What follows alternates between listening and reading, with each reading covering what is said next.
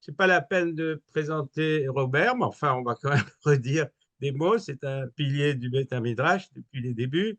Et aujourd'hui, Robert, qui va présenter lui-même le sujet, va nous parler d'une suite, enfin, va parler sur une suite des philosophes juifs du XXe siècle, auxquels il avait consacré 2 séances. François vient de vous dire comment on peut retrouver ces 2 séances.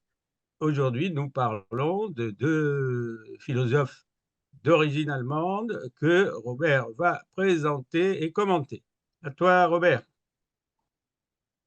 Voilà, donc on m'entend là, ça va? Très bien. Donc, le titre de cette présentation, c'est Ernst Bloch et Hans Jonas, Espérance et responsabilité sans limite. Alors, je vais d'abord expliquer pourquoi j'ai choisi un tel titre. Je l'ai choisi le 57e jour après le 7 octobre, jour de l'attaque du Hamas en Israël autour de la bande de Gaza, avec des assassinats de plus d'1 millier d'Israéliens, des viols, des prises d'otages, etc.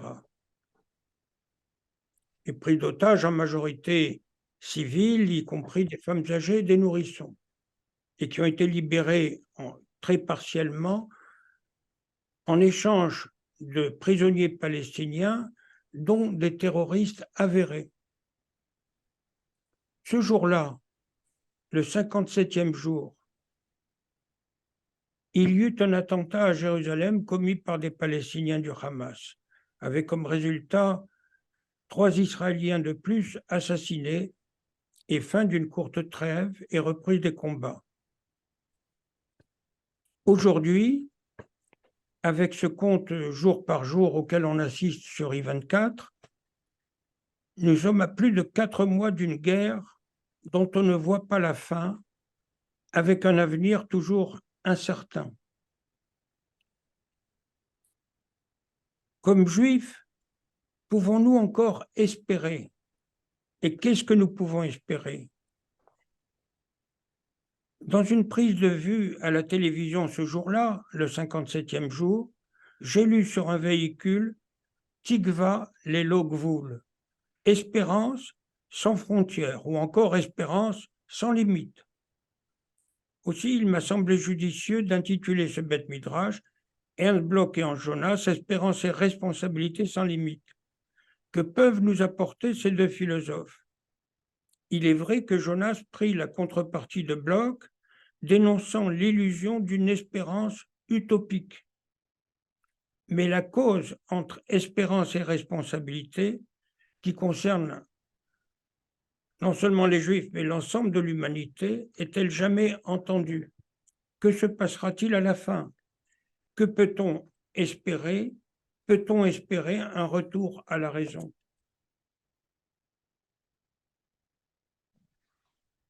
Je vais commencer par parler des impératifs catégoriques selon Kant, car une bonne partie de ce que je vais développer aujourd'hui porte sur l'éthique, la morale, l'éthique, y compris l'éthique de la guerre. Robert, Oui, excuse-moi de t'interrompre. Est-ce que tu peux nous donner des dates pour qu'on s'y retrouve? Les dates de naissance et dans le 20e de Ernst Bloch et Ernst Jonas, juste pour qu'on se repère. je les donnerai un peu plus tard, Ah, d'accord, d'accord. sauf la date de naissance de Kant, je ne l'ai pas en tête, Oui, c'est moins grave. mais c'est moins grave. Né le 8 juillet 1885 et mort le 4 août 1977. Non, ça, c'est pas Non, Kant. Là, c'est Ernst Bloch. C'est pas grave pour Kant. Oui, non, mais Bloch, je le dirai après. D'accord, d'accord, d'accord. Alors, écoutez, je veux partir de ces impératifs catégoriques présentés pour la première fois par Kant, Emmanuel Kant, qui était le philosophe de la paix universelle. En fait, Kant était sans illusion sur les capacités morales des États qui se faisaient la guerre, et il prônait une paix universelle reposant sur des contrats, des accords entre ces États. Et je vais citer les 2 premiers impératifs catégoriques de Kant. Le premier, c'est « agis de telle sorte que la maxime de ton action puisse être érigée par ta volonté en une loi universelle ». Vous voyez, on part de personnes individuelles ou éventuellement d'un groupe ou éventuellement d'un État, mais agit de telle sorte que ça devienne une volonté, une loi universelle.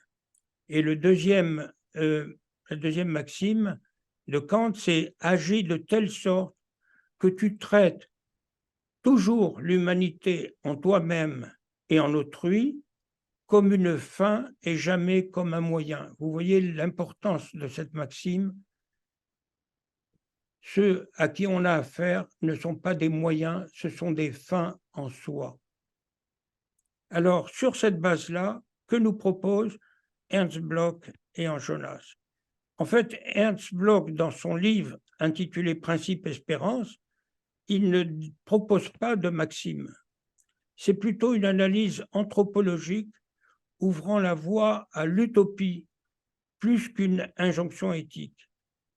Bloch a analysé les conditions psychologiques, y compris le subconscient, c'était un lecteur de Freud, et les conditions sociales et économiques, il était marxiste, c'est un lecteur de Marx, dont la transformation peut donner l'accès à l'espérance et à l'utopie.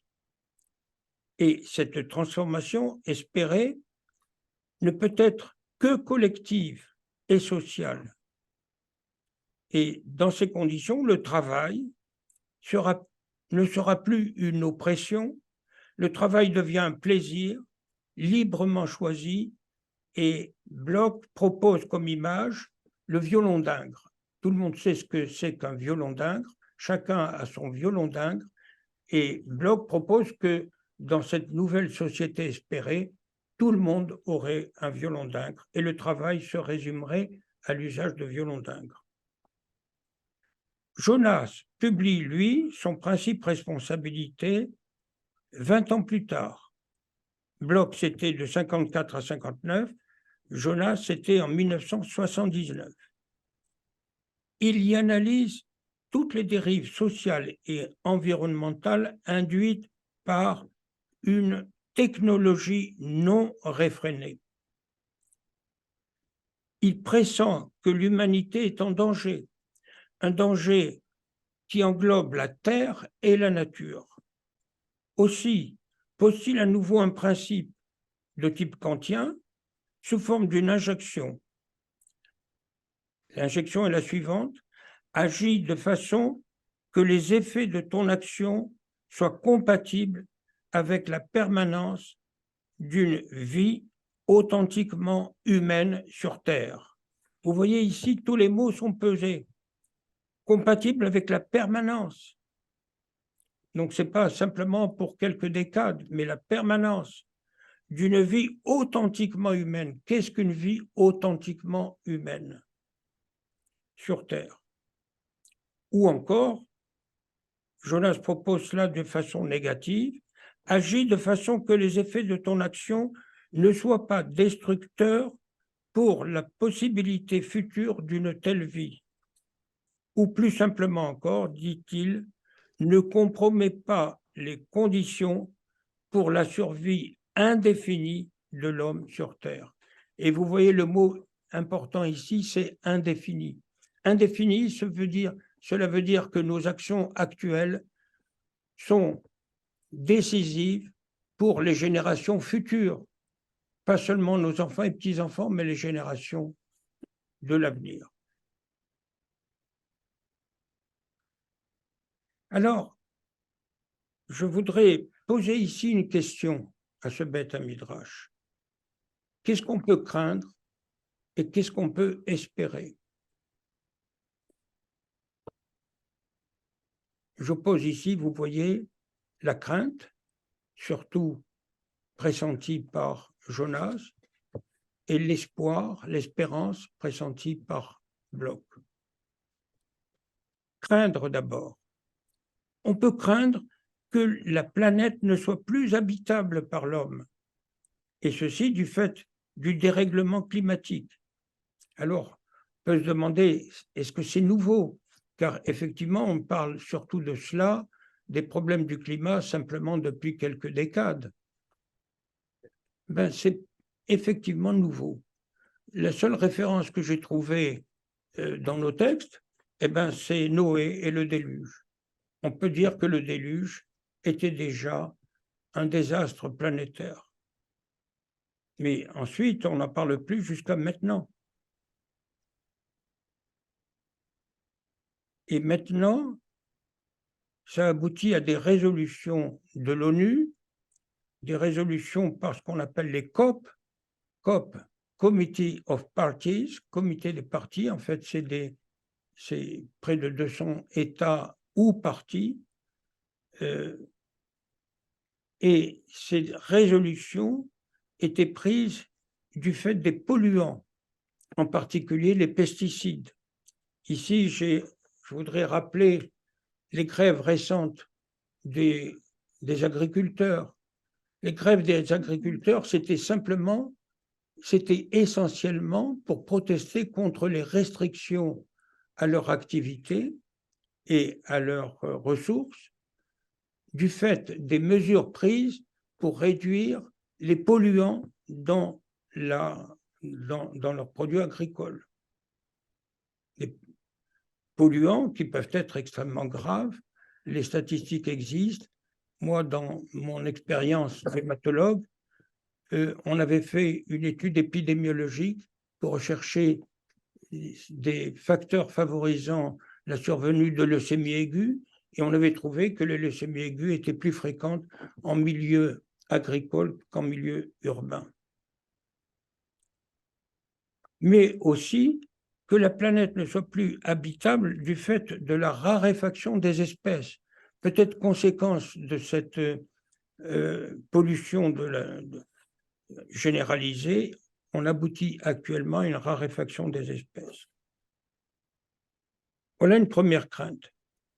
Mais la deuxième crainte est aussi terrible. Et celle-là, elle n'est pas d'aujourd'hui. On peut craindre que les guerres perdurent et qu'Israël soit vaincu par ses ennemis et chassé de sa terre. Et en fait, quand on regarde l'histoire d'Israël, on se rend compte que ces guerres ne se sont jamais arrêtées.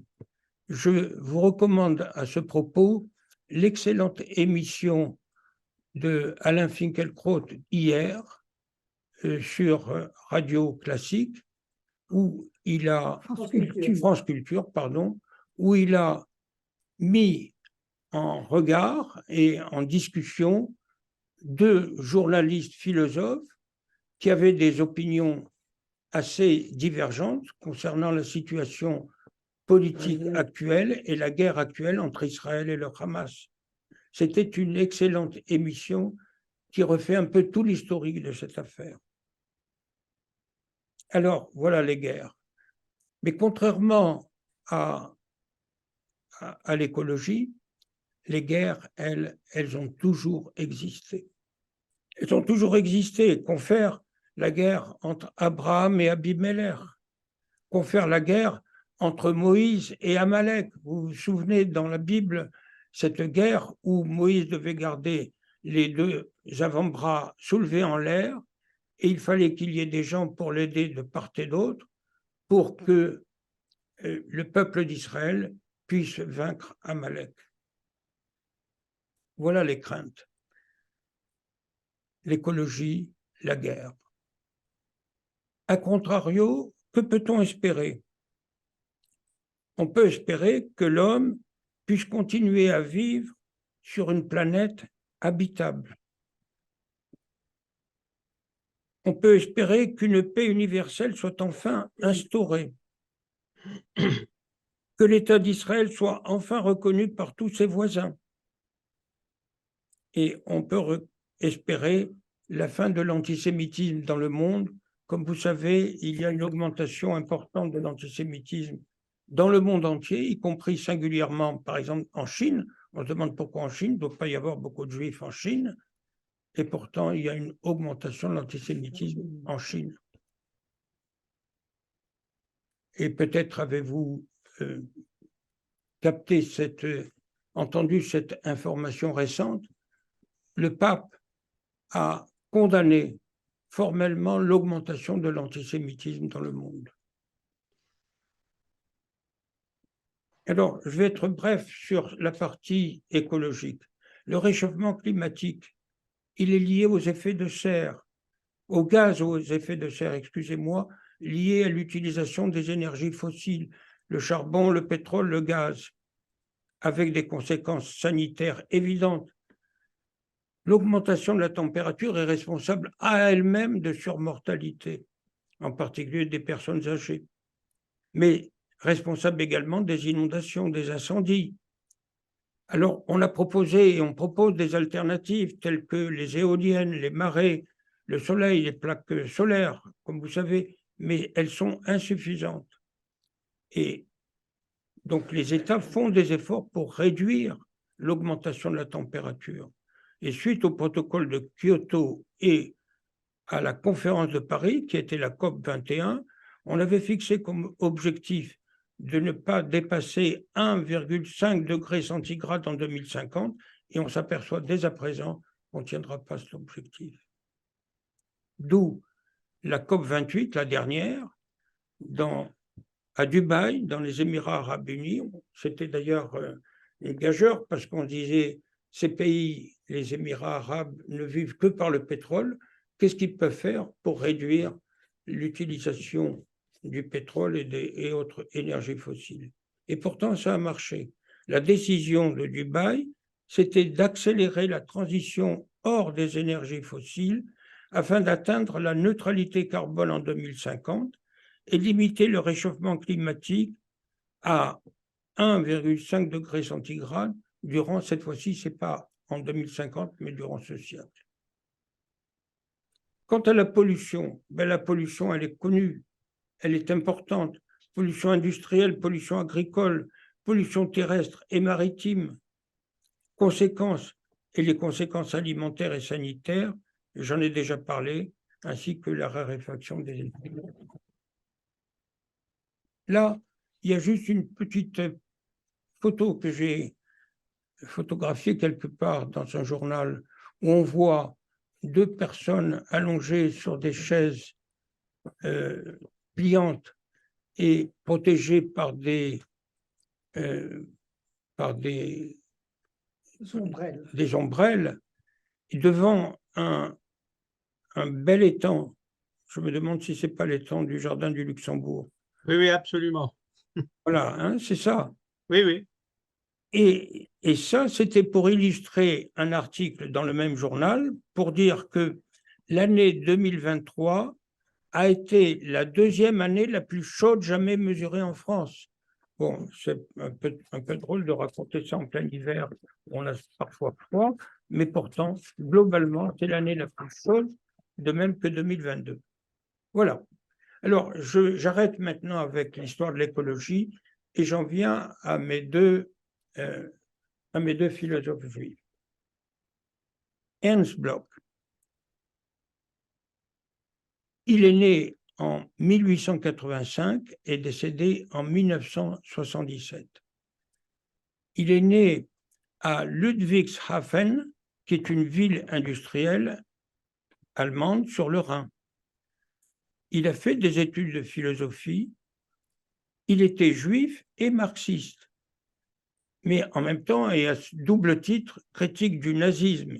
Et donc, il a été forcé à l'exil lorsque les nazis prennent le pouvoir en 1933. Alors, il passe dans différents États, un peu partout, et puis finalement, il atterrit aux États-Unis, où il réside pendant 13 ans. En 1949, il retourne en Allemagne et il s'installe à Leipzig, qui est en Allemagne de l'Est, où il obtient une chaire de philosophie à l'université Karl Marx.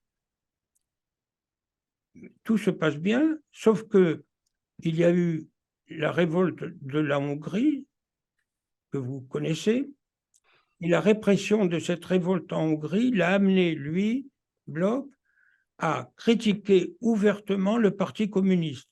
Et celui-ci réagit par une campagne de dénigrement. Aussi, il franchit le mur et il s'installe en Allemagne de l'Ouest en 1961, où il est professeur, il exerce comme professeur invité à Tübingen. Bloch a eu une réputation internationale énorme pour ses travaux. Il donnait des conférences partout, il était sollicité partout. Il a été en outre une figure de proue du mouvement étudiant.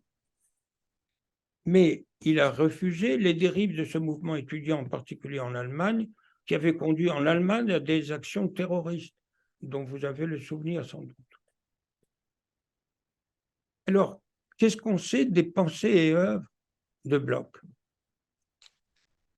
Je l'ai dit, c'était un marxiste, mais un marxiste, disons, hétérodoxe, pas orthodoxe. Comme Georges Lukács, Georges Lukács qui est très célèbre parce qu'il était au centre de ce qu'on a appelé l'école de Francfort, et il était lié à Lukács par un lien d'amitié très fort. En 1918, Bloch publie L'esprit de l'utopie. Sa thèse est la suivante. L'utopie, c'est un pas encore, entre guillemets, pas encore, mais qui est encore espéré. L'avenir, pour lui, n'est ni fixé ni défini.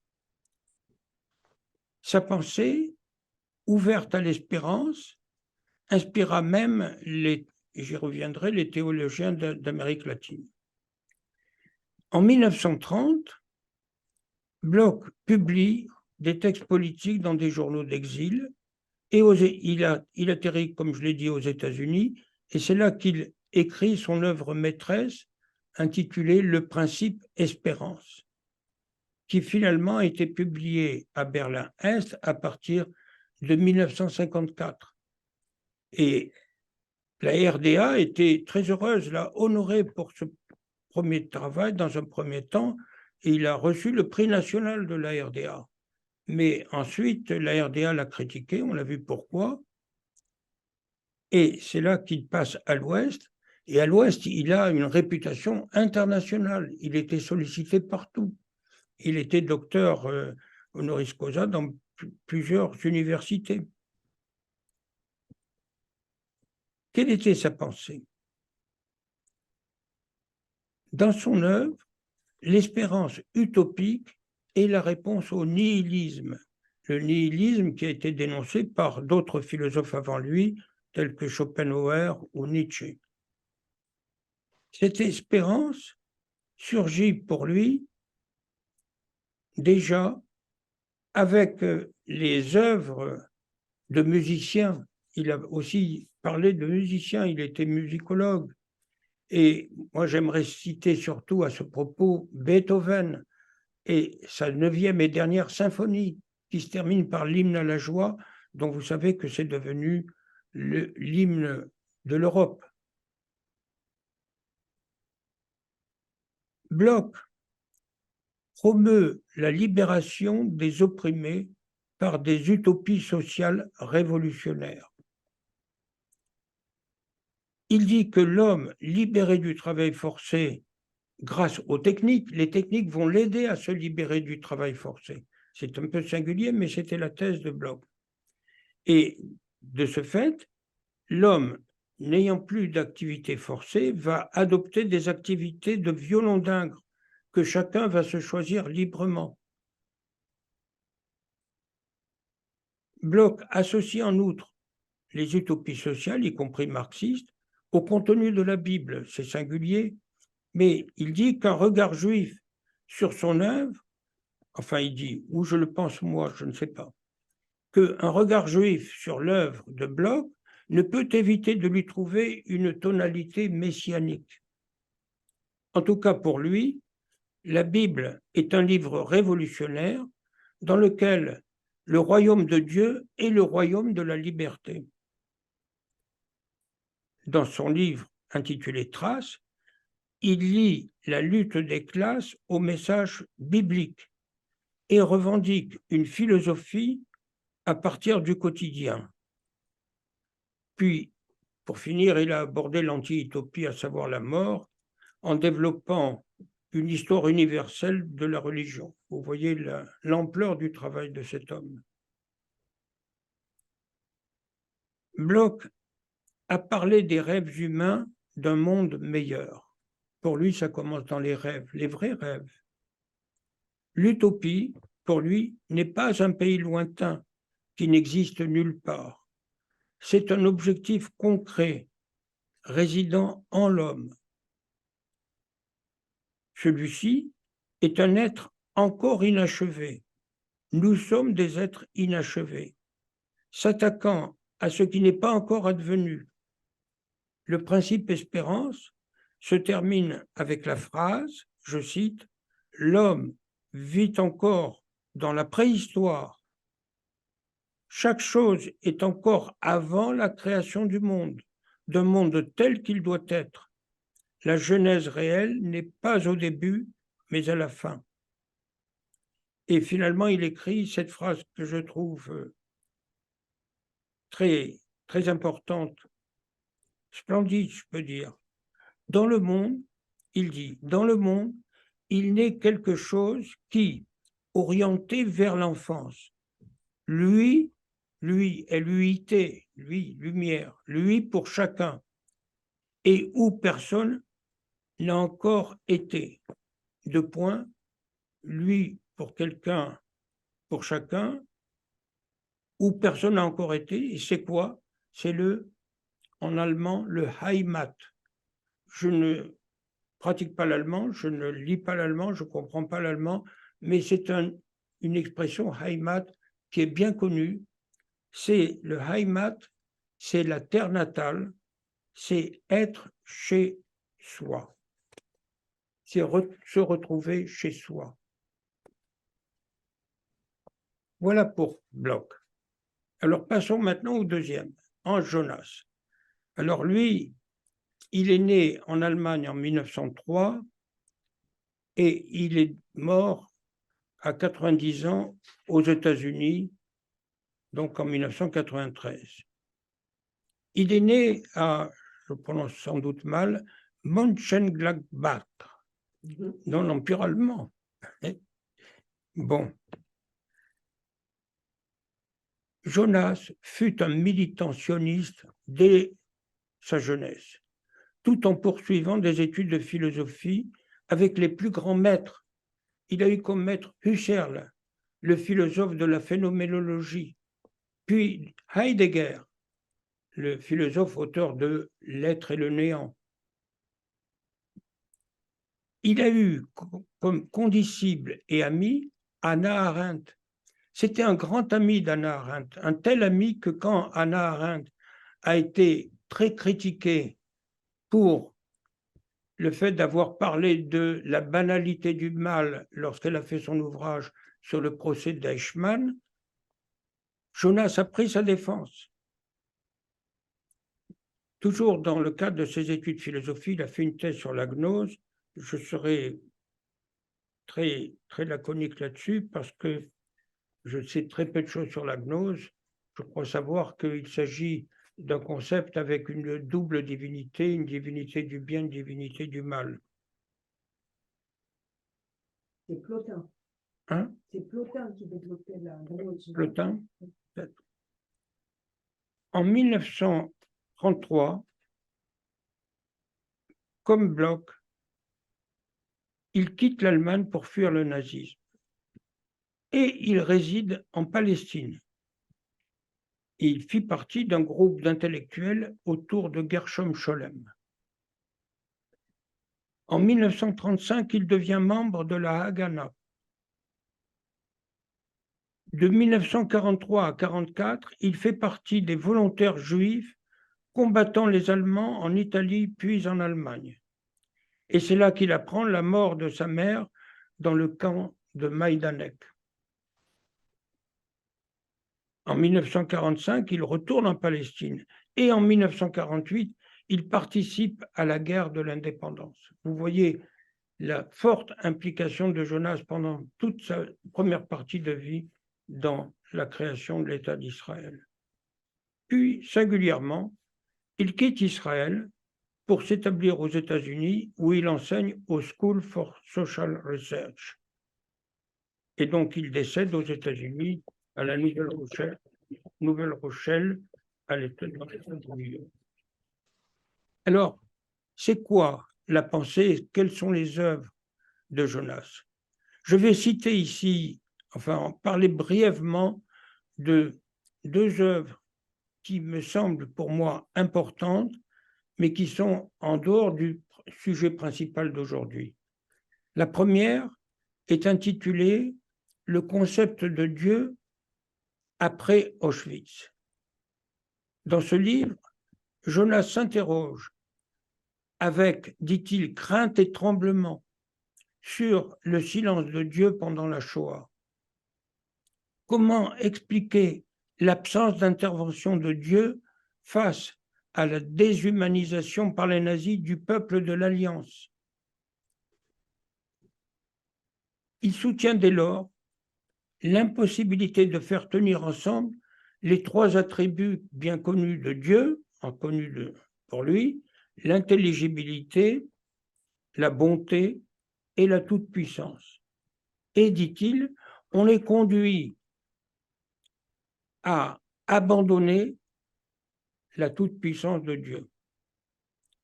La toute-puissance de Dieu qui se limite désormais à l'accompagnement des souffrances humaines, mais sans intervenir. Vous voyez qu'on n'est pas loin d'un concept de Sherina.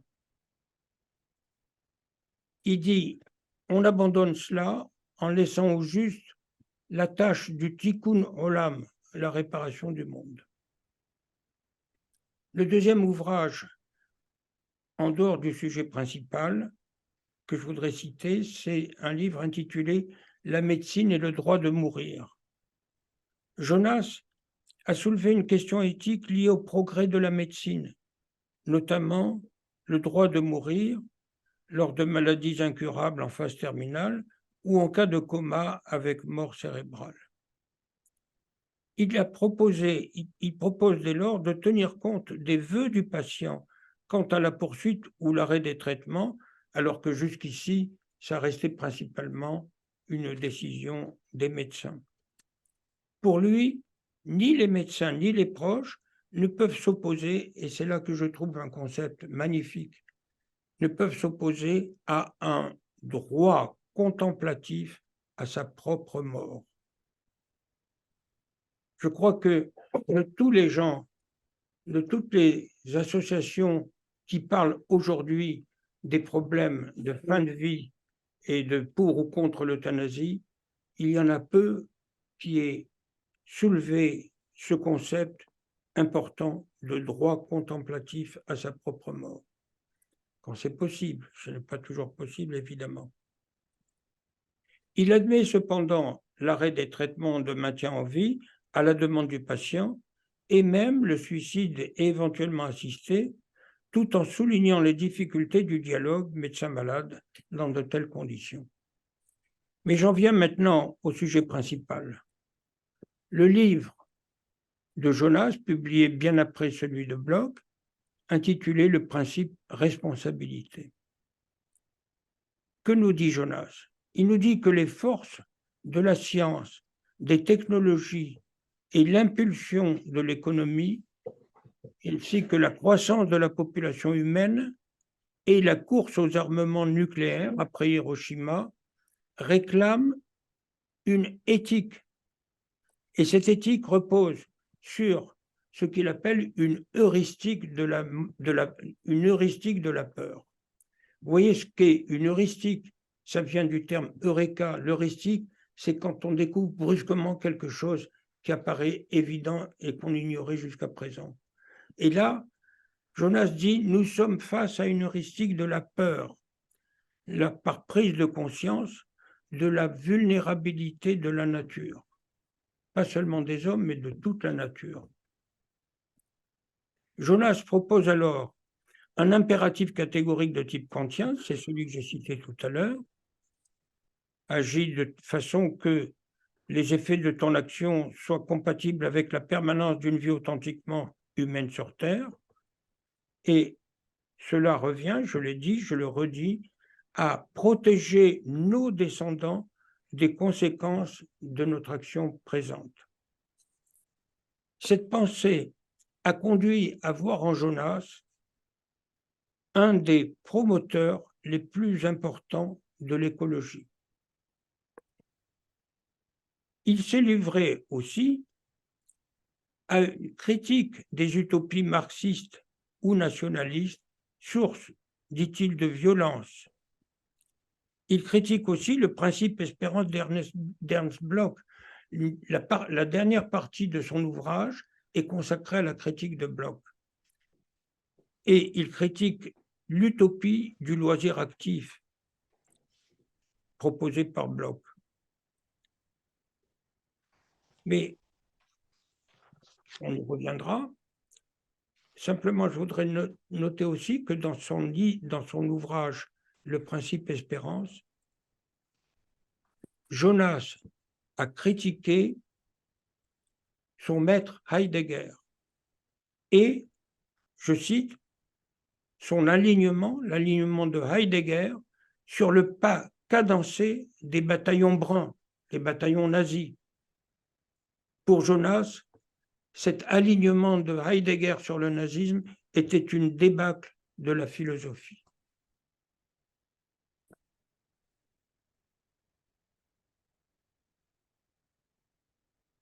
Que penser de cette opposition de Jonas contre Bloch? En fait, dans la dernière partie de son principe responsabilité, Jonas a développé des arguments contre Bloch et son principe espérance. Pour lui, l'homme véritable de Bloch serait seulement un homme à venir, alors qu'il aurait été jusqu'à présent dans les mauvaises mains du capitalisme. Mais pour Jonas, ni le communisme en général ou d'un seul pays, ni l'industrialisation n'ont permis de résoudre les problèmes de l'alimentation et de l'énergie au niveau mondial, tandis que les gaz à effet de serre entraînent un réchauffement incontrôlé de la planète. Surtout, dit-il, ce violon d'Ingres généralisé que propose Bloch ne peut être un métier qu'en devenant une occupation plein temps, sous le contrôle d'une puissance bureaucratique, soit avec perte de spontanéité et de liberté. Jonas nous dit que le caractère fictif d'une telle existence aurait un effet démoralisant, enlevant à l'homme le sens de la réalité et la dignité. Et Jonas souligne en outre les difficultés sociales engendrées par les relations intra- et extrafamiliales dans un tel système, aggravées par ce système utopique. Il écrit, je cite, « On frémit d'horreur rien qu'en pensant au questionnaire qu'il faudra périodiquement remplir et on n'ose même pas imaginer les séances obligatoires avec les pasteurs d'âme officiels. » C'est une phrase magnifique. La seule ressource restant le rêve, bien sûr. Pour Jonas, l'erreur de l'utopie est une erreur de son anthropologie, alors que la nature de l'homme est exposée au bien et au mal, en lien avec la technologie poussée à l'extrême. Il oppose donc à cela son principe responsabilité, incluant, comme je l'ai dit, une heuristique de la peur, de ce à quoi nous conduisent les excès de la technologie menaçant l'avenir de l'homme.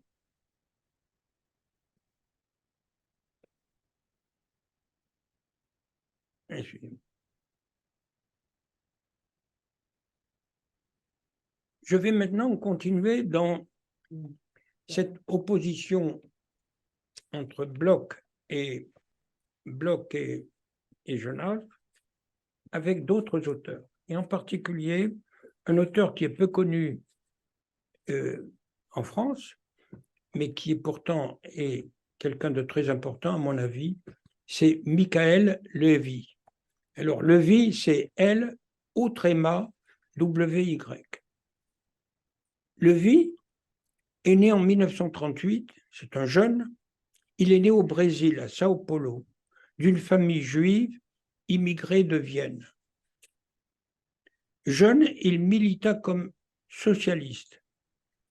Après des études à Sao Paulo, où il enseigna la sociologie, il se rendit en France en 1960 avec une bourse d'études pour préparer un doctorat et il fut l'élève de Lucien Goldman. Lucien Goldman, qui était roumain, lui roumain d'origine, et qui était à la fois structuraliste et marxiste.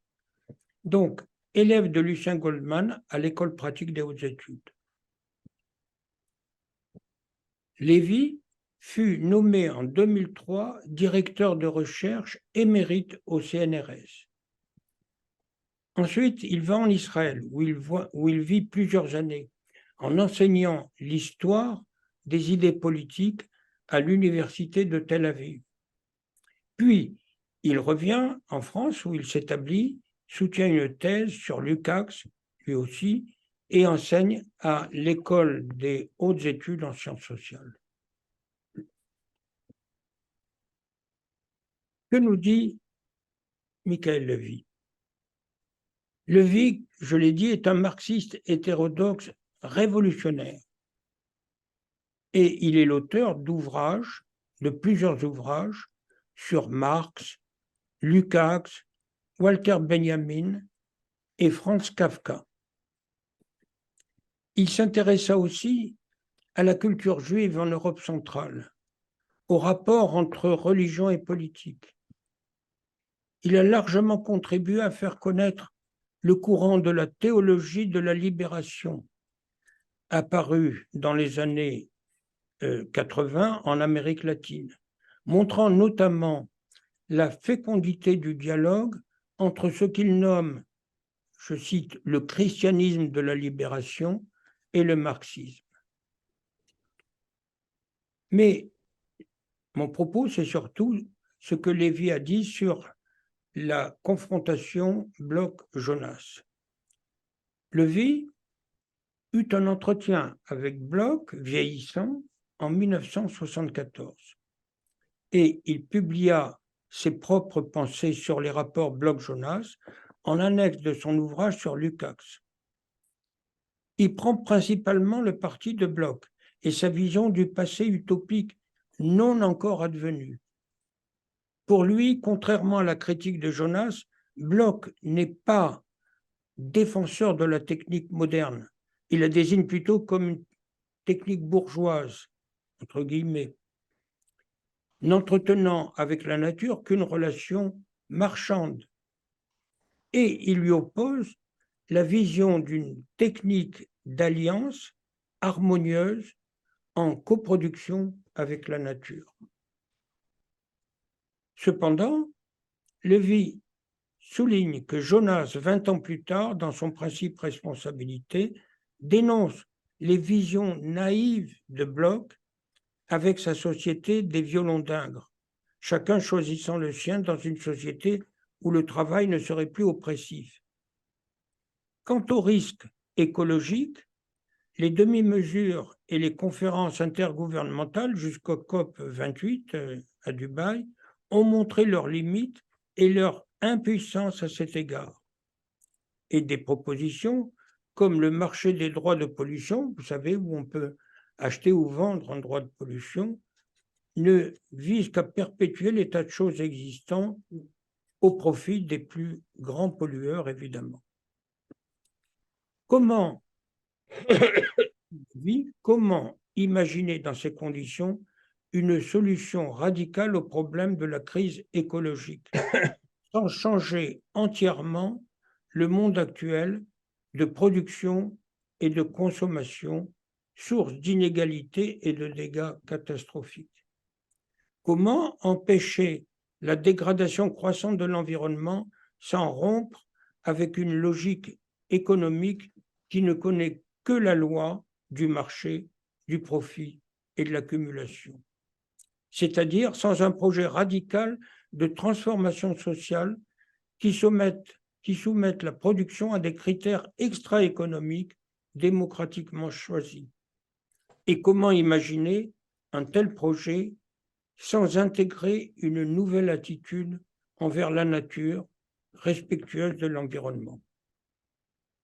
Et en fait, pour Lévy, loin d'être contradictoires, les deux principes, l'espérance et la responsabilité, sont étroitement liés, inséparables, mutuellement dépendants et complémentaires. Je voudrais toujours sur le même thème citer maintenant un philosophe français pour moi très important et qui me tient à cœur et qui lui était protestant, c'est Paul Ricoeur. Ricoeur s'est prononcé sur les rapports entre Bloch et Jonas dans un entretien publié dans la revue d'écologie politique en 1993. Il nous dit que Jonas a pris en compte le caractère inédit des avancées technoscientifiques. Reprenant la question de Leibniz, la question de Leibniz bien connue, c'est pourquoi y a-t-il quelque chose plutôt que rien? Il transforme cette question en disant pourquoi y a-t-il quelque chose qui vaut plutôt que quelque chose qui ne vaut rien? La vie, nous dit-il, n'est pas simplement un équipement génétique en chaque individu, c'est aussi un vouloir vivre et un vouloir survivre, un conatus. Il utilise ici le concept de conatus qui nous a été donné par Spinoza. Pour les hommes, c'est la culture qui tient la place d'un vide instinctuel. Jonas soutient que les entreprises de maîtrise de la nature peuvent aboutir à l'autodestruction. L'heuristique de la peur tient donc dans le fait d'être à l'affût des dangers improbables mais possibles. Vous voyez la balance entre l'improbable et néanmoins possible. Et c'est cet improbable et néanmoins possible qui, à lui seul, justifie une heuristique de la peur. Aujourd'hui, dit Ricoeur, aujourd'hui, seuls les pays riches peuvent intégrer les nuisances dans leurs coûts de production, alors que les pays pauvres en sont réduits à l'exploitation de leurs ressources naturelles, confèrent les forêts en Afrique et au Brésil. Et le plus grand danger est dans la prolifération nucléaire dans les pays du tiers-monde, et je voudrais rajouter, pas seulement dans les pays du tiers-monde, mais la prolifération nucléaire en Iran, et aussi avec ce fou qui dirige la Corée du Nord.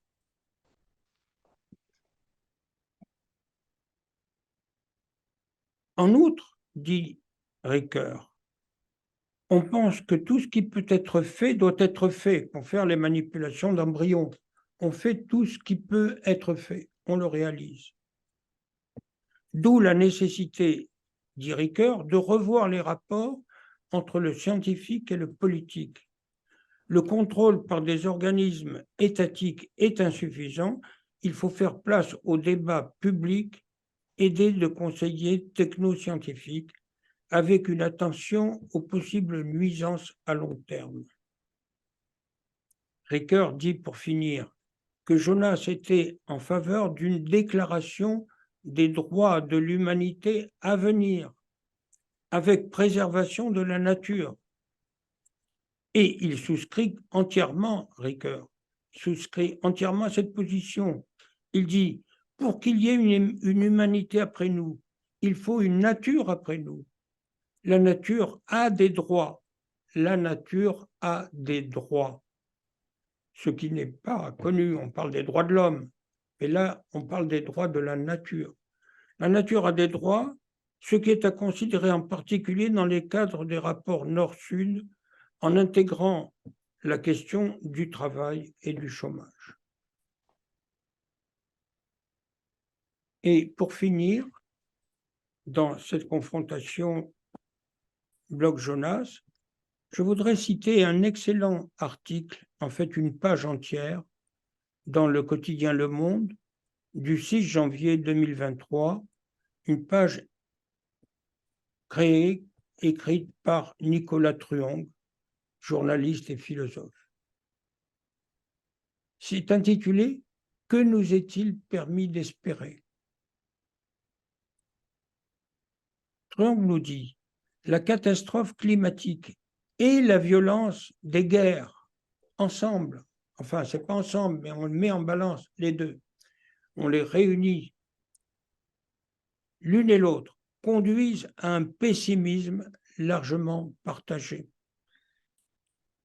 Et donc, pour sortir de la dépression collective, il faut prendre au sérieux le désespoir et le traverser afin de trouver de nouvelles raisons d'agir et de découvrir que certaines pensées reliées à des utopies concrètes invitent à reconsidérer l'avenir.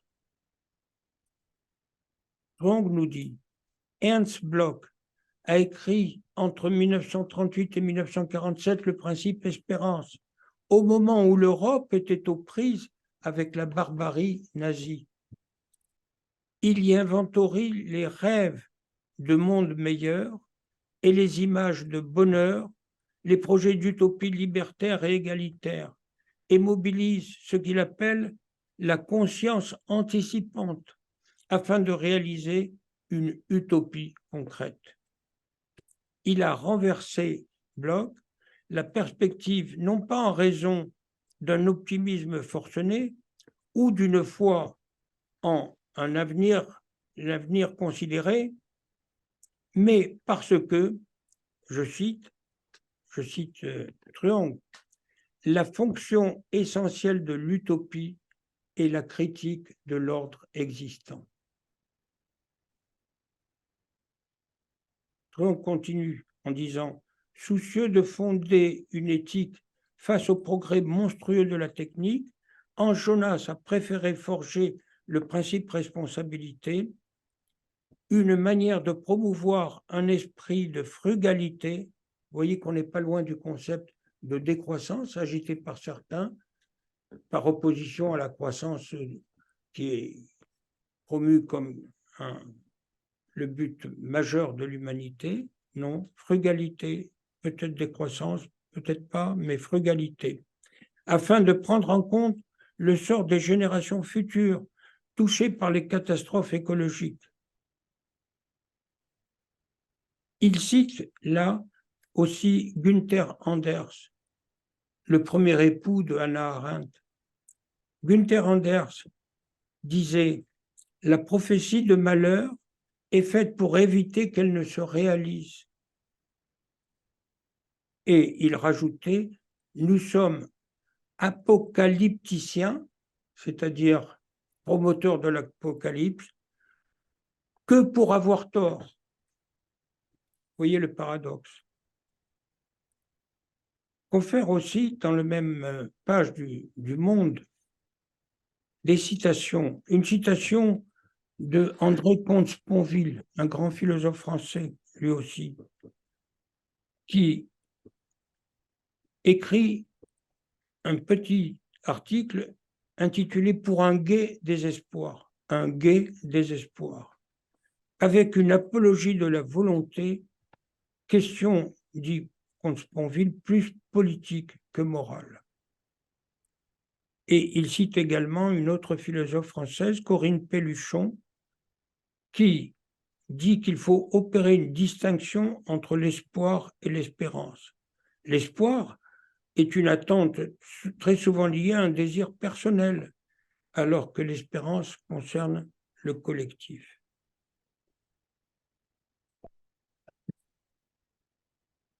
Alors, vous avez bien compris que tous mes propos jusqu'à présent étaient dans l'opposition Bloch-Jonas et portaient beaucoup plus sur l'écologie et sur les risques liés aux dérives de l'écologie plutôt que sur les guerres.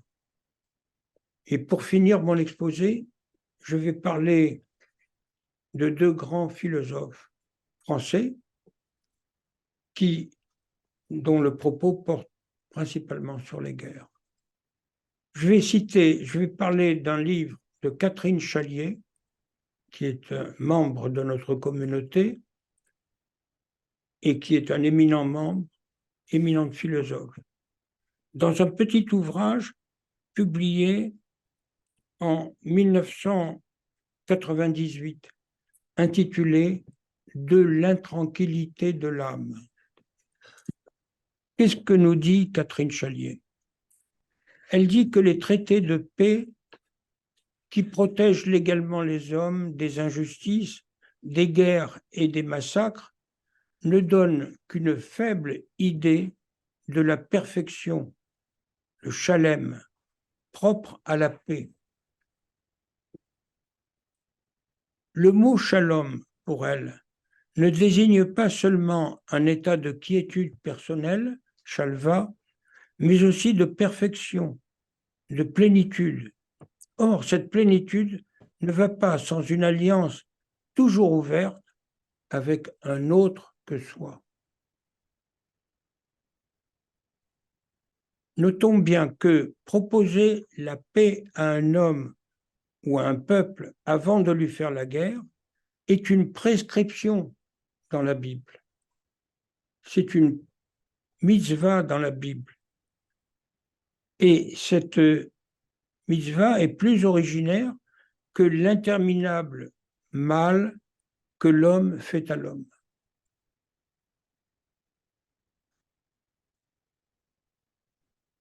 Je vais citer brièvement chacun des chapitres de ce petit livre que je trouve formidable. On peut encore le trouver en s'adressant à qui vous voulez, Amazon ou autre. Premier chapitre. Il n'y a point de paix. Il n'y a point de paix à moins de consentir à l'humiliation, voire au supplice pour lui et son peuple, un homme responsable,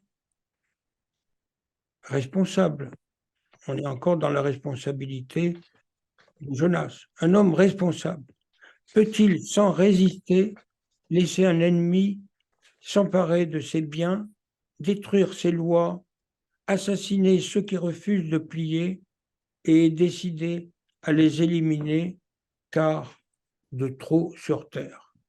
Et vous voyez, elle a écrit ça en 1998. Visionnaire. Si longtemps, des années et des années avant le 7 octobre. Mais ça ressemble bien à ce qui s'est passé le 7 octobre et aux conséquences du 7 octobre, à savoir la guerre menée par Israël contre le Hamas. Autre chapitre, la paix et Dieu. Dieu dit qu'on fasse la paix avec moi Dieu. C'est dans Isaïe 27,5. Cela implique nécessairement le long et difficile retour de l'effort de paix avec autrui, avec le lointain et le prochain, avec l'étranger et le frère. C'est sans doute une condition pour la troisième bénédiction des Kohanim, que vous connaissez, que Dieu tourne sa face vers toi et t'accorde la paix. C'est Nombre 6, 26. Et j'ai envie ici d'introduire une question dérangeante, et je me permets de vous déranger. Le Dieu dont on parle ici, le Dieu de la Bible, c'est le Dieu d'Israël. Mais le Dieu n'est pas toujours le Dieu d'Israël. Je rappelle, Gott mit uns. Je ne suis pas, comme je vous l'ai dit, je ne parle pas l'allemand, mais je sais ce que ça veut dire ici. Gott mit uns, c'est c'est ce que disait l'armée allemande déjà dans la Première Guerre mondiale. Dieu est avec nous. Dieu est avec l'armée allemande. et puis, beaucoup plus proche de nous, Allahu Akbar, ce que disent les terroristes islamistes. Dieu est avec eux, donc avec ceux qu'ils assassinent.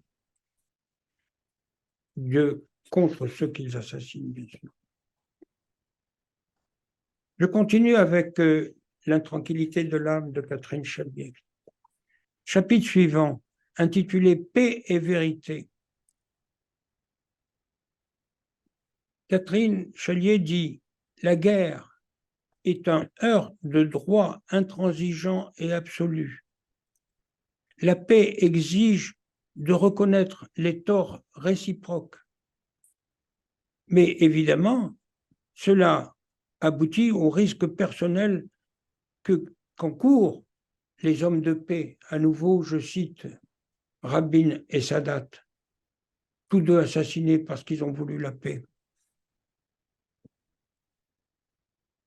Catherine dit, je cite, « Faire la paix passe par le consentement au partage comme une condition ineffaçable d'accès à l'humanité. » Et vous voyez ce que cette phrase peut avoir également comme répercussion d'ordre politique.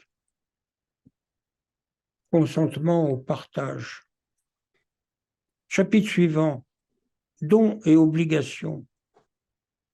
Elle nous dit, Catherine Chalier, l'homme, au nom de sa vérité, entre guillemets, est enclin à détruire la paix par jalousie, par haine gratuite et refus de partager avec autrui. Et Dieu, de son côté, émet, shalom, Dieu fait et donne la paix. Et puis, il y a un chapitre avec un intitulé que je ne comprends pas bien. Peut-être que vous pourrez dans les commentaires me dire de quoi il s'agit. Elle parle de l'effacement du nom. Cet effacement du nom, d'après elle, serait permis par la Torah pour établir la paix conjugale entre un homme et la femme, a fortiori entre les hommes. Et cet effacement du nom est un impératif. Le nom s'efface pour la paix. Le nom N-O-N ou N-O-M? N-O-M. N-O-M, le nom. Effacement du nom N-O-M.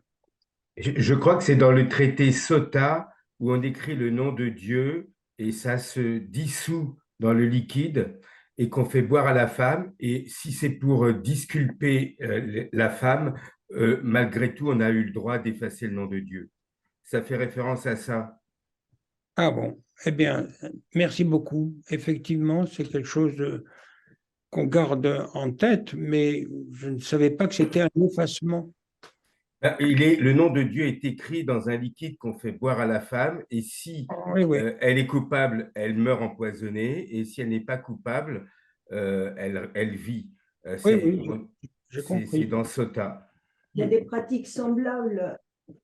Il y a des pratiques semblables au Mali, quand on fait boire des extraits, des décoctions d'extraits du Coran pour Ah bon, chasser les mauvais esprits d'une personne. ah bon. Ouais, Alors, je peut-être. continue, ou plutôt je termine. La voie de la paix est un partage, est illustrée par le partage des puits entre Isaac et Abimelech, roi des Philistins. Vous vous souvenez de ce passage de la Bible où, au lieu de se faire la guerre, ils disent on va partager le territoire et partager les puits, chacun de son côté. Et enfin, un dernier chapitre intitulé Jérusalem. Il s'agit de concilier dans ce chapitre le Jérusalem du haut, céleste, et la Jérusalem du bas. Et ceci passe, pour Catherine Chalier, par aplanir les haines. Et ceci débouche sur l'alliance avec l'altérité. Et elle conclut en disant « La paix transcende l'histoire ».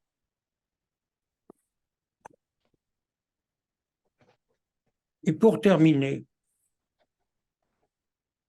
je vais parler évidemment d'Emmanuel Lévinas. Et là encore, c'est grâce à Catherine Chalier qui, en 1993, a publié un livre magnifique, car un livre didactique intitulé Lévinas, l'utopie de l'humain. Mais en fait, elle qui le connaissait si bien résume parfaitement la pensée d'Emmanuel Lévinas sur l'ensemble de sa philosophie et de son éthique, et en particulier de ce qui concerne les divergences et les guerres.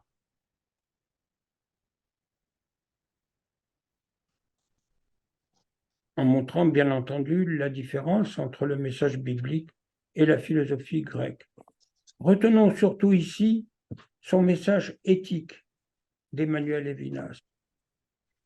Il nous dit « L'autre se révèle par le visage, à la différence de l'être proposé par la philosophie grecque. Le visage, dans sa nudité, est tourné vers moi et m'intime dans un commandement de bonté. Toi, ne me tue pas. Toi, ne me tue pas.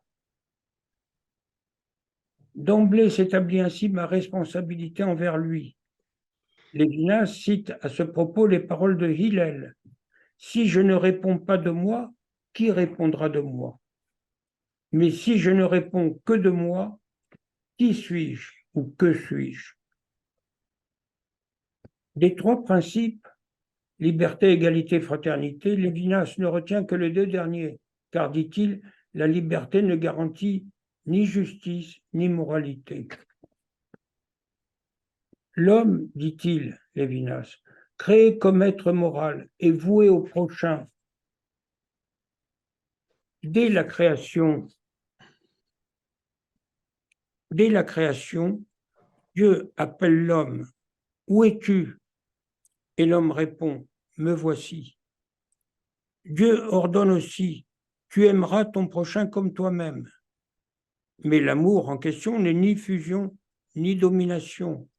Le meilleur exemple qu'en donne Lévinas, c'est l'amour qu'on porte à un bébé être sans défense.